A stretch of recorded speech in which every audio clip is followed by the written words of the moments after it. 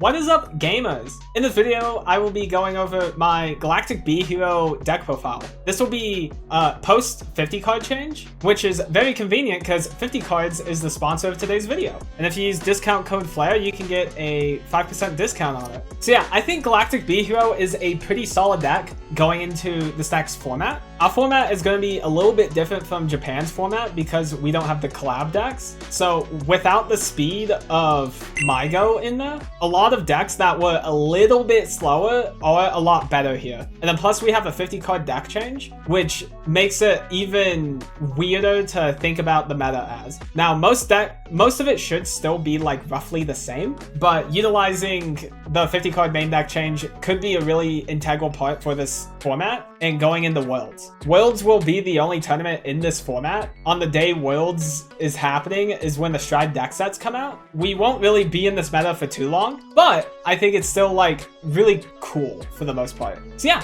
onto the deck. So I'll go through the ride line first. We have the B Hero starter. It doesn't super matter which starter you use, just a lot of the deck requires B Hero names and you can like get stuff from drop zone. So sometimes this can come up, but for the most part, you can use whatever starter you want. Then we have the grade 1. So when this is placed on Vanguard, set your deck for up to 1 base card, reveal it, and put it into your hand, shuffle your deck. During the battle that this unit boosts a B Hero, then he gets plus 5k power. So why this card is good is because we want the Galactic base Aegis. When this card is put into your order zone, look at the top 7 cards of your deck, choose up to 3 B Heroes, reveal them, and put up to 1 of them into your hand and scout the rest. Act while it's in order zone, you can rest it and discard a card, and then you can call any of your scouted cards on the rear guard. And then auto, when your unit is attacked, you can Soul Blast 1 and rest the base, and guard with 1 of your scouted cards. So all of the scouted cards are gonna be B Hero names. We don't have a way to scout non-B Heroes at the moment. But yeah, the base is just insanely good. And the grade 1 being able to search it is insanely helpful for the consistency of this deck. For our grade 2, we have Wired Closton. So act on Vanguard once per turn, you can scout a B Hero from your hand and draw a card. And then auto and rear guard once per turn, whenever it's moved to another rear guard during the battle phase, he gets plus 5k power until end of turn. So how the ride line is working is with the grade 1, we're able to search out the base. And then turn 2, we play the base, and then we're able to scout 2 things off of it. And then with our grade 2 ride line, then we're able to scout another card from our hand into the base and draw a new card. So by the end of turn 2, we have 3 cards in our base. And we're able to consistently do that each turn. There are some effects that require them to be scouted, or there's some cards where we would prefer them to be in there. So having our grade 2 and our ride line be able to dig a little bit deeper in our deck for pieces, and we're able to put a piece into our order zone is really good.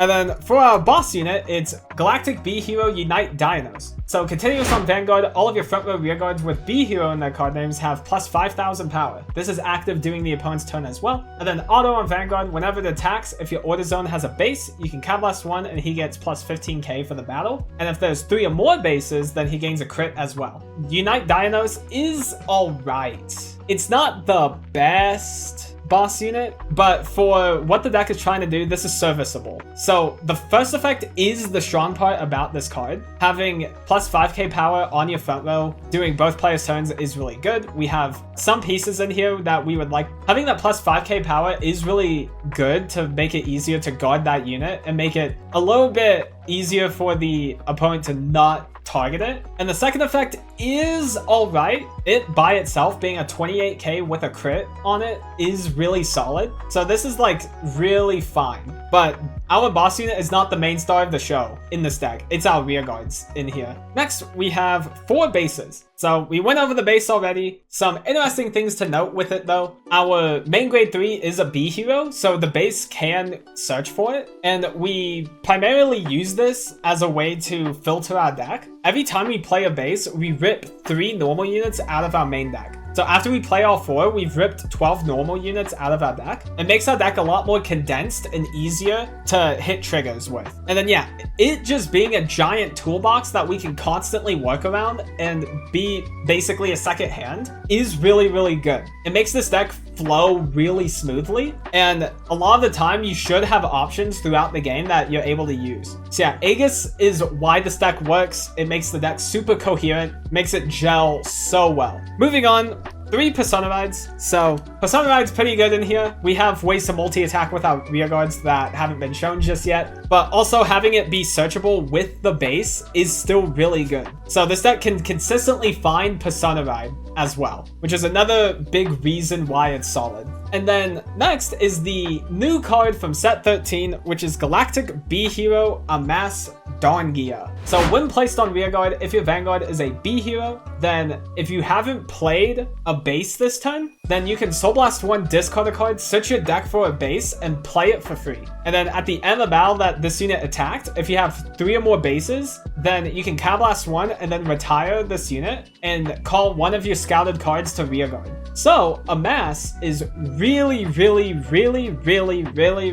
insane. So we'll just go through the first effect right now. So the big thing with the deck before was Unite Dionysos did not come online till turn 4 for its extra crit. Now, with the Amass, on turn 2 and onwards, whenever you can play this card, you can play upwards to 2 bases in a turn. Because you call this, you do its effect, play a base for free, and then that doesn't count as your order for turn, so you can still play another base from your hand in the same turn, which is really good. So now this deck can consistently get to 3 bases on turn 3, and then we're able to just dig through our deck quicker that way, because we're playing our bases earlier. So it's not just for the simple fact that we need bases in play to upgrade our effects, we also just get to search our deck faster, which makes the deck go quicker. So now the deck is like sped up from this type of effect. And then the second effect is also really absurd because after it attacks, you can Counter Blast 1, retire it, and then call a new thing from your order zone. The biggest note with that is that this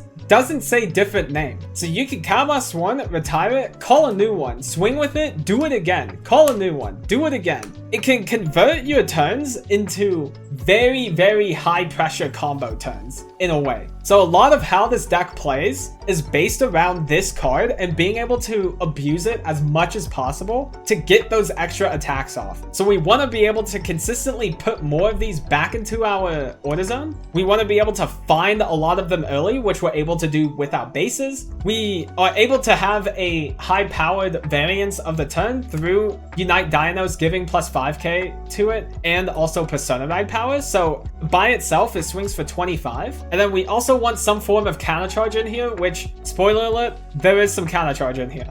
So we just have a lot of ways to keep abusing this card as much as possible. So Amass is probably the best support card this deck could have asked for, and it's really good. It makes this deck like competitive, in my opinion. So next, just some other grade 3 cards. We have the other set 13 card, which is Vairi Kappas. You can scout this unit and scout a B hero from your hand and draw a card. And then you choose one of your bases and stand it. So each base is basically a one-time use between both players' turns. A lot of the time, the standing of the base isn't that important in here. What this card does really well is that it's able to just help us unbrick a lot of times. And there are some cards that are a lot better when they're in the base. So we're able to scout extra Amasses as well. So we're able to have a higher ceiling of our combo turn. And there's some other effects that happen whenever they're scouted. Essentially, this just gives us more options. Now, I don't play more than one because the card doesn't like extend our turn or give us resources at all. It just like helps unbrick sometimes. I did try this at 3 initially, and it just felt really bad. And then plus, since it's a grade 3 hero, it's not really a good option to guard with from our base because it's a grade 3 and doesn't have any shield. So I'd rather play more heroes with higher shield value so we can essentially use the bases more effectively often. I think one of it's fine. At most, I would do 2, but I've been liking it at 1 so far. Evergreen Transfer. So this is our Regalis piece we are playing. You play this with Soul Blast 1, choose one of your units and it gets plus 25k power until end of that battle. Choose one of your Vanguards and it gets all of your opponent's 100 million or higher power units to have -1 crit until end of turn. So this is a Blitz order. This card, for the most part, hasn't really seen much play because most of the decks have been insanely tight and it's been really hard to like fit pieces in there. Now with the 50 card deck change, a lot of the issues some of these decks have had with space has been alleviated a bit. And a lot of these decks were built around the fact that you were playing 50 or 46 card main decks. So now with the extra space, you're able to put in more defensive tools that you might have not been able to before. And I think Evergreen Transfer is one of those cards that will be used more often now, because now decks will actually have space. I'm really interested to see how many people are going to be playing it at Worlds. And I think just having the card there to help mitigate the sackiness of Standard because of the overtrigger is just really solid. In moments where you don't need it for the overtrigger, or the overtrigger like vanishes early on, then it's still just a 25k shield. Like, the card is not bad. This deck doesn't have any issues with Soul, so we're able to effectively use this card. It's really good for decks that don't use Form at all, really. Now, this deck could, but our targets ain't that great. It's basically Viry Capus and Abbott Robust, which Abbott Robust could add another base into our hand. It's also a 23k beta, but we don't have trouble getting bases into play because of Amass, and plus our grade 1 and our ride line. So yeah, I think just having this in here is just really good. And I think more people should be trying it out in the decks. Next up for grade 2s, we have Triple Bold Sallows. So whenever it's discarded from hand for the cost of your base, you can Countless 1 and call this from your drop zone, and then you can scout a B hero from your drop zone. And then Continuous Rearguard during your turn.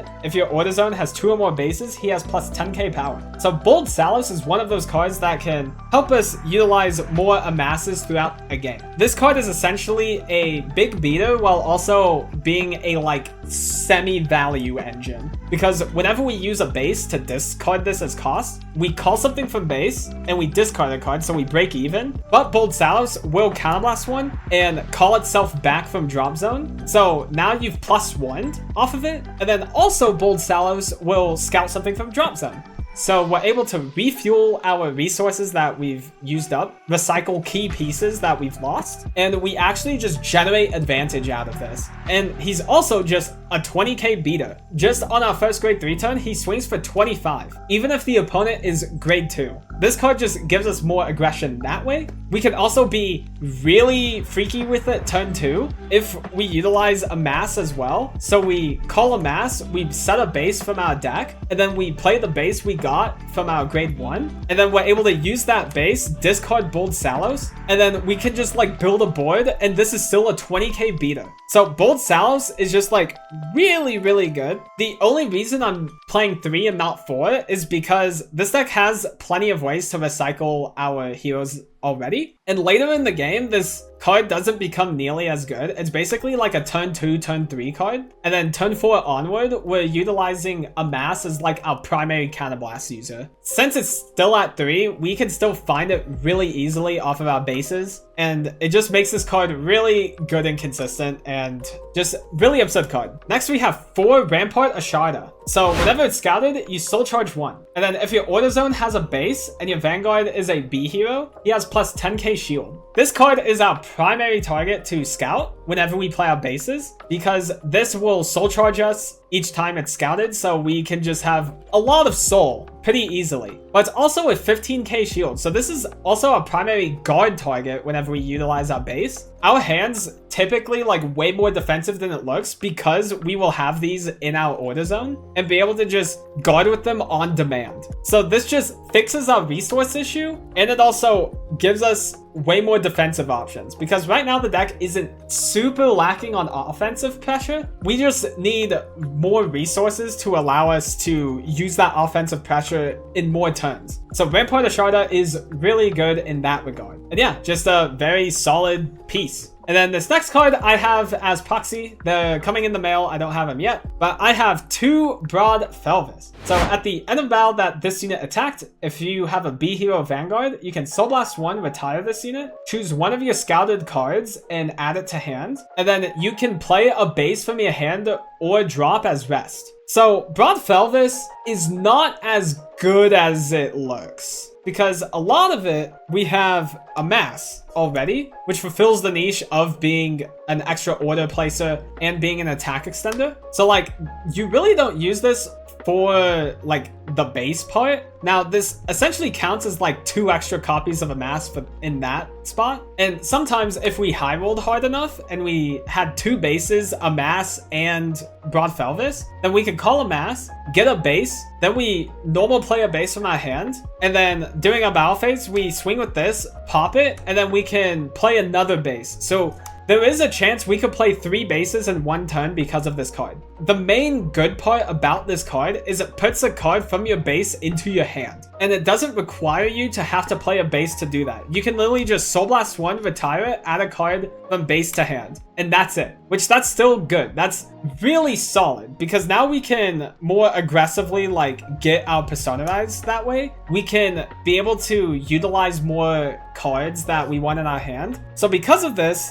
now Bold Salos becomes better. This could count as like 2 more copies of Bold Salos. And we just have like a consistent recyclable engine because of this. So yeah, I think Broad Felvis, you don't need a lot of it, but I think 2 copies is like fine. It also helps play around like retire a lot easier because now we're like clearing our board in the process. So yeah, I think 2 is fine. You could play 3, but I think if you're playing 3, you're going for like a different variant of this specific build because this build is built around Amass and trying to put as much pressure as possible every single turn. There's a very small chance you could high roll with Amass as well. If you're able to do that 3 base play, then Amass is live and is able to make an attack extension on turn 2. Now that's a like very niche hard ask. And by that point, if the opponent has not hit a damage trigger, you're probably going to win anyway. Broad Felvis just like brings in really cool options to this deck. Moving on to grade 1s. For Bulbul Mine. Now, a lot of builds don't play many of these. I'm playing 4 though, because this deck is built around Amass, and plus we have quite a few Soul Blasters in our deck through base guarding, through Broad Felvis, and through Amass playing another base, and then plus a couple other grade 1s in here that Soul Blast. So this being able to go to Soul just makes it a lot easier. And then the counter charge is like the super important part. So then we're able to consistently use out Amasses each turn. Bulbul Mine is just like good. Generically good in every Brant Gate deck. Next we have 2 4EL. So on back row center rearguard at the end of the battle that your grade 3 B Hero Vanguard attacked, you can Soul Blast 1 and rest her, and then choose one of your columns and swap the rearguards in that column. So this card was initially like a 3 of before. I have it down to 2 now because it's a Soul Blast cost, so it's kind of hard sometimes. And also we don't insanely struggle with multi-attack anymore because of Amass. But still having like 2 of these in here is still good. We have so much searching in our deck through the bases. So 4EL is just like, you can pretty consistently find one of them throughout a game. And then even if it gets retired, you have ways to recycle them back into your base and then have the base be able to call it back out. And you're able to just like sculpt your board the way you want it to. Like this,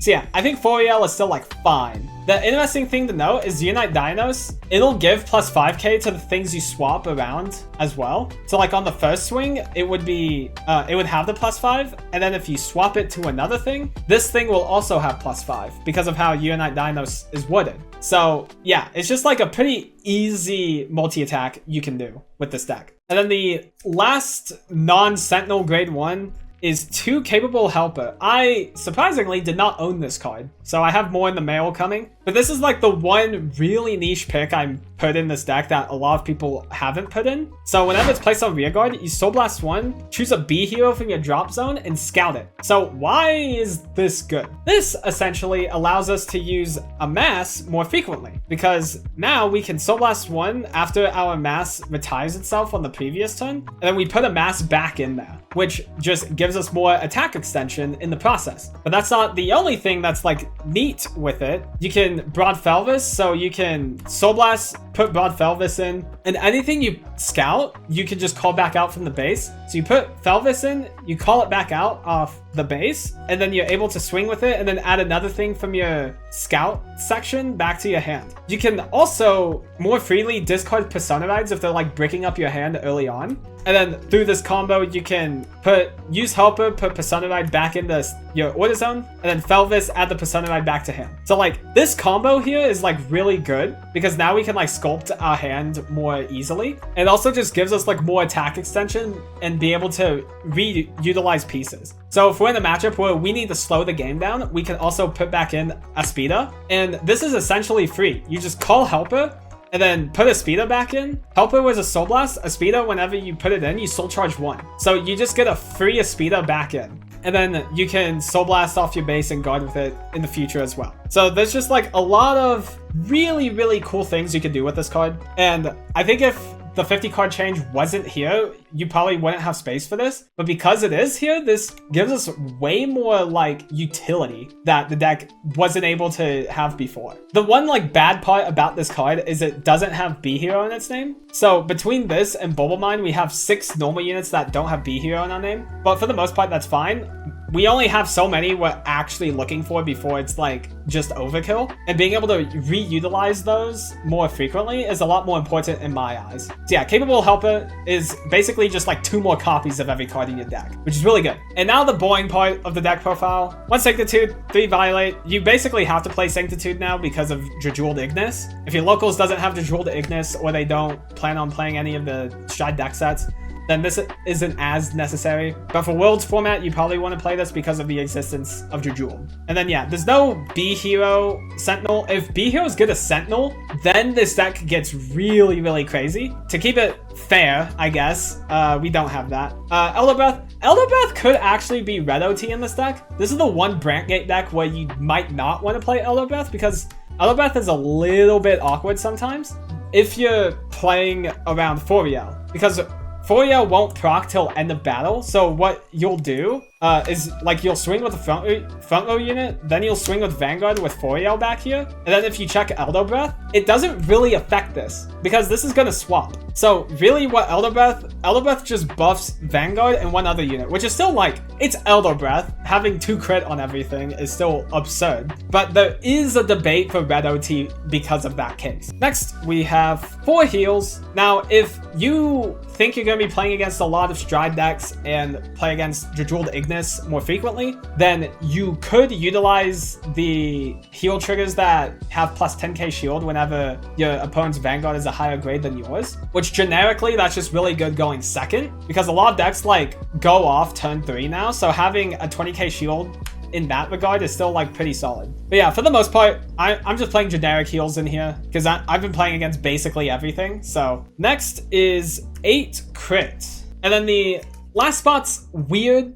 This is proxy because I can't find my 10k shield draws, but it's between 3 draw or 3 front. Both of them are like not that great in here, honestly. The front triggers have a really rough time whenever you're playing around Foriel, and you kind of just need to like play awkwardly for it. The main reason you would play it is because of the 20k shield, because 20k shield is really good. Now the draw trigger aspect, it's still a 10k shield, which is like a good number that's like hard to guard sometimes. And then also the draw just like helps your game plan flow a little bit more smoothly. That's it for today's deck profile. I hope you guys enjoyed it. I think B Heroes will be like an underdog during Worlds, but I don't think it's that bad. I think a lot of what it's trying to do is correct, and it has a really good core engine going around it. I think sometimes what might happen is the deck will slightly lack in numbers and kill potential, which this deck tries to fix up quite a bit with utilizing Amass as much as possible. Thank you all for watching. Like, comment, subscribe, all of that jazz, and I'll see you guys in the next one.